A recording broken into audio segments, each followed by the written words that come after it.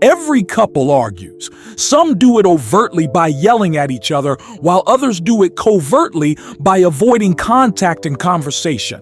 Whatever the method, the result is the same: hurt feelings and disenchantment. Here are my tips to help you argue constructively.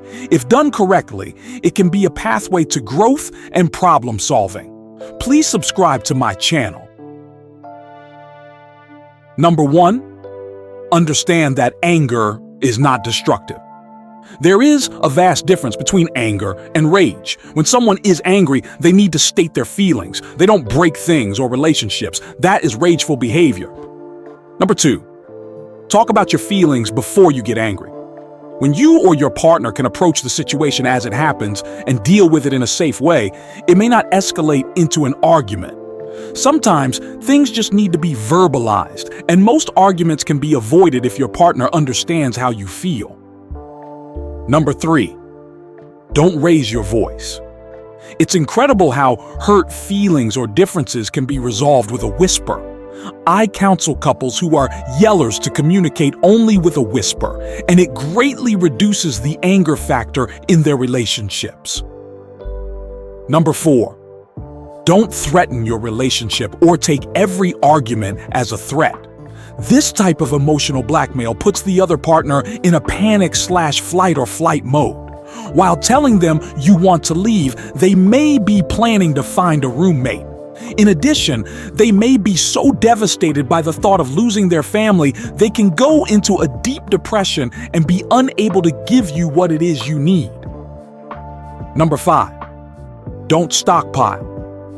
This is where you bring up issues from the past to use as a hammer against whatever problem your partner has asked for help with. Deal with their issue first. If you have unresolved feelings from past problems, talk about them at another time. Number 6.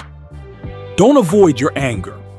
If you stuff your feelings long enough, you will explode and say or do things you regret. Anger does not diminish love. You can be angry with those you love. The ones we love hurt us because we love them the most. Number 7. Create a process for resolving problems without anger. Start by each of you taking 5 minutes to state your feelings. Then, take a 20-minute break to think about things. Come back to the table for another 10 minutes to discuss how you can best deal with the problem. Also, know it's okay if the problem isn't solved immediately. Number 8. Abuse is never allowed. This includes verbal abuse and any violence, including slamming doors, breaking plates, or hitting. If your arguments escalate to this level, you must leave the house. If one partner ever hits another, a police report needs to be made, and an appointment with a therapist is mandatory. Number 9. Don't engage. Remember that negative attention is still attention. Don't go there if your partner tries to goad you into an argument. Some people argue that it gives them temporary power and gratification. Avoid being sucked into their need for attention. Number 10. Listen to your body. When you are angry, your body releases chemicals that may cause you to react in ways that can be destructive to you, your partner, and your relationship. Learn to understand your feelings and how anger affects you physically and emotionally. Research has shown that couples who argue more than 20% of the time will probably survive to fail. These tips will help you control your arguments and reduce the energy level in those arguments. If not, and if you want to keep your relationship, you must find a qualified couples therapist.